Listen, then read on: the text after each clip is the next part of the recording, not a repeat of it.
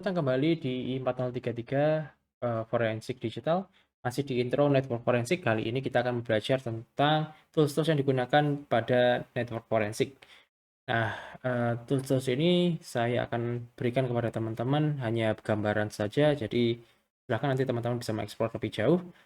Dan hanya akan ada satu buah tools yang akan kita pelajari lebih dalam, yaitu Wireshark. Dan ini akan kita lanjutkan nanti di video selanjutnya. Selamat belajar teman-teman, semoga ilmu ini bermanfaat. Bagaimana cara untuk melakukan instalasi terhadap sebuah sensor maupun sebuah tools di dalam sebuah jaringan? Ada beberapa hal atau tips yang harus teman-teman lakukan. Yang pertama adalah security sensor. Jadi pastikan bahwa sensor tersebut aman. Jangan sampai data-data orang-orang bisa masuk, kemudian bisa mengubah dan lain sebagainya gitu ya. Nah, jadi pastikan secure the sensor. Sensornya harus dipastikan aman dulu. Kemudian pastikan akses untuk ke sensor itu juga dilimitasi. Jadi hanya orang-orang tertentu yang dapat menyentuh sensor tersebut. Pastikan juga posisi dari sensor itu tepat. Jadi teman-teman harus tahu dari sebuah jaringan kapan teman-teman menaruh IDS, di mana teman-teman harus mengasih IPS, di mana teman-teman harus menaruh misalnya network tapping, di mana teman-teman harus menaruh firewall dan lain sebagainya. Nah, teman-teman harus memastikan tersebut. Jadi untuk teman-teman bisa hal ini, teman-teman tentu saja harus tahu yang namanya jaringan. Kemudian setelah teman-teman sudah menaruh sensor tersebut pada tempat yang menurut teman-teman benar, maka pastikan bahwa sensor tersebut melakukan tugasnya dengan benar.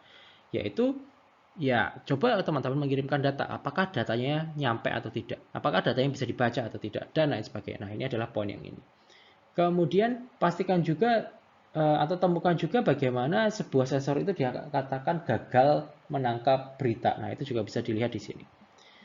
Nah, jika memang teman-teman menemukan sebuah kegagalan di dalam pembacaan sebuah sensor, maka teman-teman harus tahu, harus dapat melakukan langkah-langkah tertentu untuk compensate gitu ya, atau untuk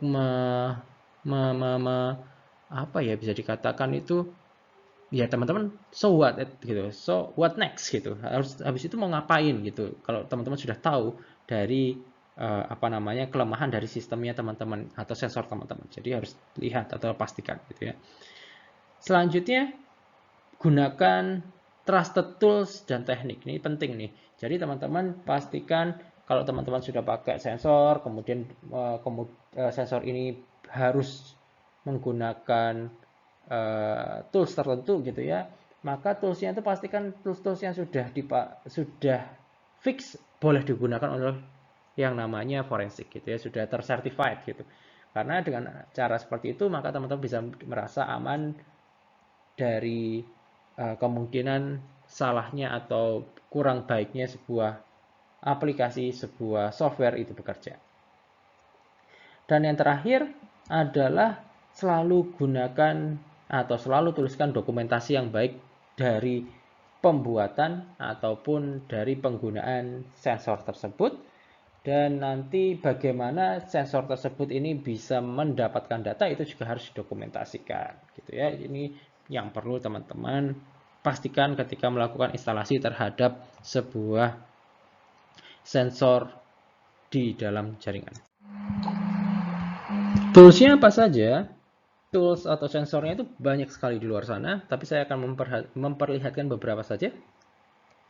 Yang pertama adalah honeypot. Honeypot ini biasanya digunakan untuk mengecek apakah ada sebuah penyerang atau seorang penyerang yang ingin masuk ke tempat kita, dan biasanya orang namanya penyerang itu akan melakukan eksploitasi terhadap sistem yang paling lemah. Nah, honeypot ini dibuat menyerupai sistem yang paling lemah sehingga orang itu akan masuk ke sana dan mengobrak-abrik honeypotnya, tapi tidak dapat akses ke dalam sistem kita. Yang kedua adalah tempering detection, adalah sebuah alat untuk sebuah tools yang mana kita bisa mengecek apakah data kita itu sudah diubah ataupun belum. Nah, tools-tools di luar sana sangat banyak ya yang teman-teman bisa gunakan. Contohnya adalah Tripwire dan lain sebagainya. Selanjutnya,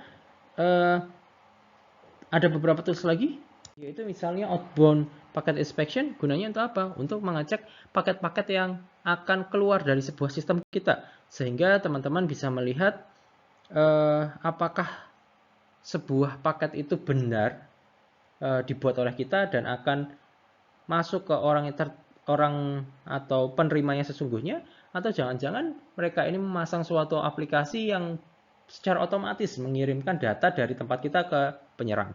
Nah, ini yang perlu teman-teman cek. Biasanya kalau kena virus, maka data-data tersebut bisa terjadi gitu ya. Data dari tempat kita dikirim secara otomatis ke tempat penyerangnya. Kemudian jangan lupa kita melakukan network mapping, atau mungkin kalau toolsnya bisa menggunakan Nmap gitu ya.